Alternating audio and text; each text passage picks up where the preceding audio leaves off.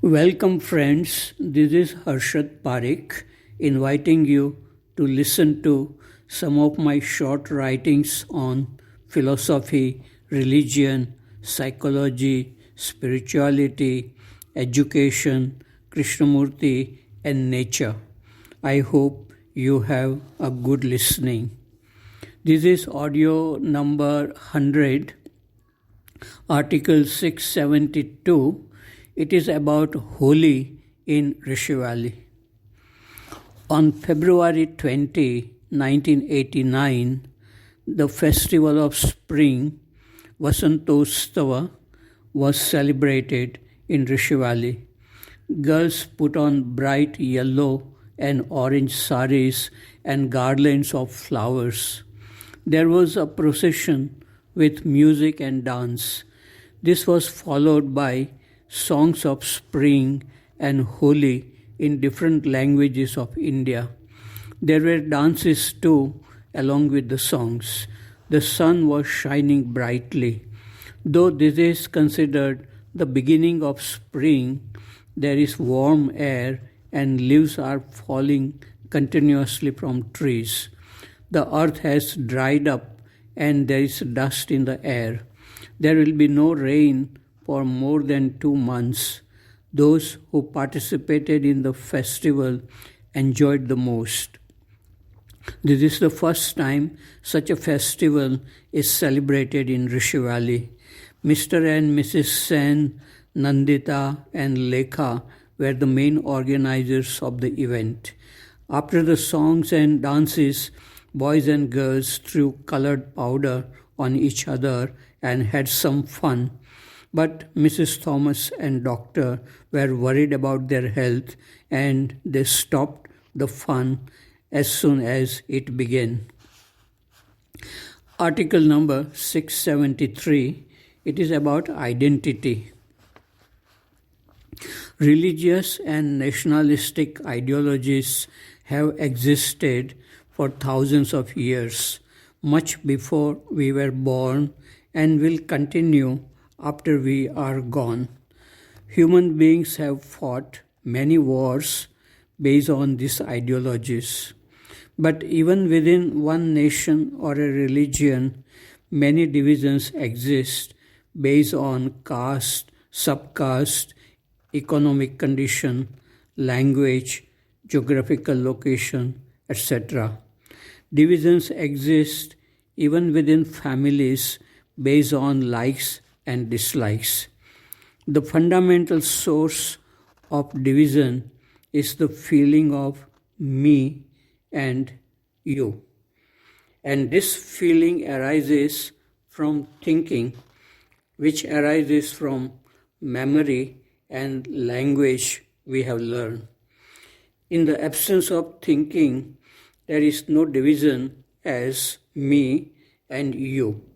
This is the teaching of Krishnamurti as well as Advaita philosophy. Human beings have gone very deep within their own mind and felt this to be true.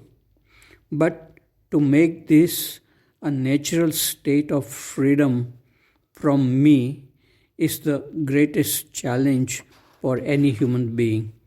Most people will think that this is too abstract precisely because they think and have an identity. Where there is identity, there is division, conflict. This is the way human beings have lived. Article number 674, it is about intellect and insight. A cat can press a lever by trial and error to open a cage in which she is trapped. A monkey can put together 2 boxes to reach a banana hanging from the ceiling. This is how the mind of a scientist works. The mind of the scientist does not change radically by his insight into the nature of things. The scientist does not become free from fear, anger, jealousy, desire for name and fame. A spiritual person has an insight into the nature of his own mind, which reveals to him what is happening within. He sees things as they are, the intricate working of the human mind. It is the direct perception without interference of dualistic thinking. That is why Krishnamurti says, the eagle in its flight does not leave a mark, the scientist does.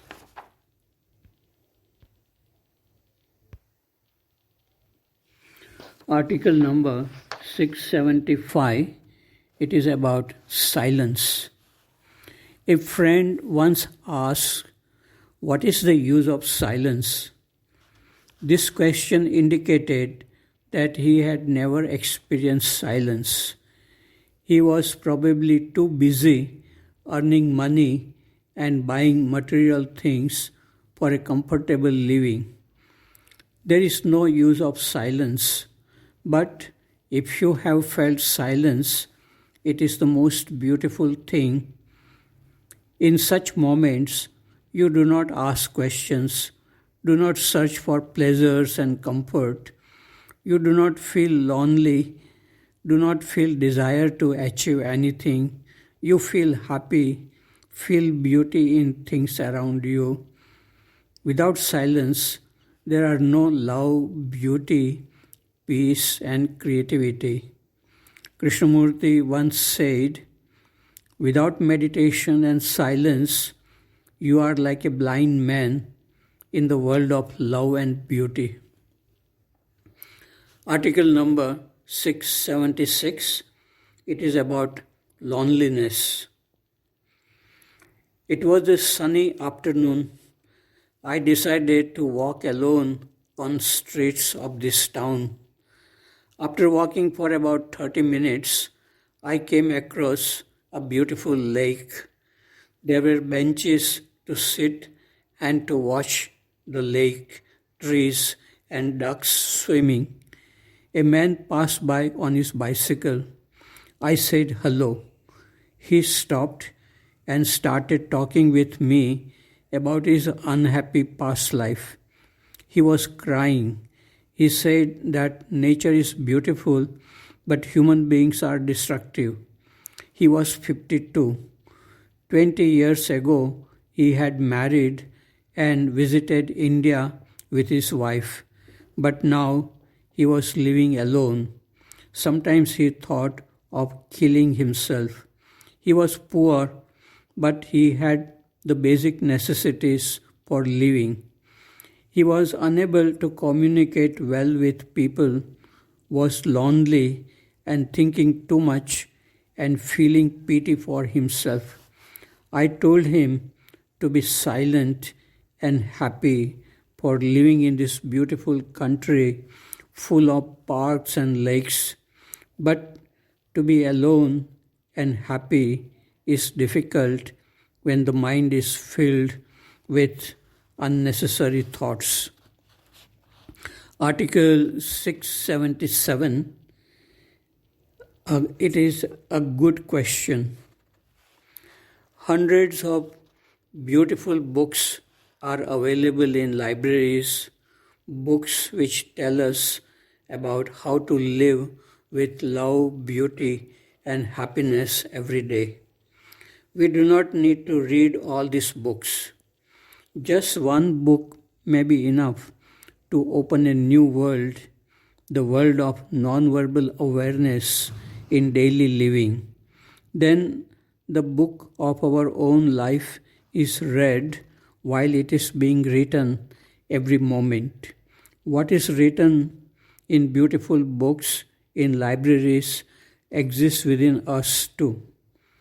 Raman Maharshi read one book about the lives of Tamil saints, which opened up a new world in his life. He asks a meaningful question to himself. Is it really possible to live like these saints with a feeling of non-duality? This was a very relevant question, and a new world opened up in his life at a very young age.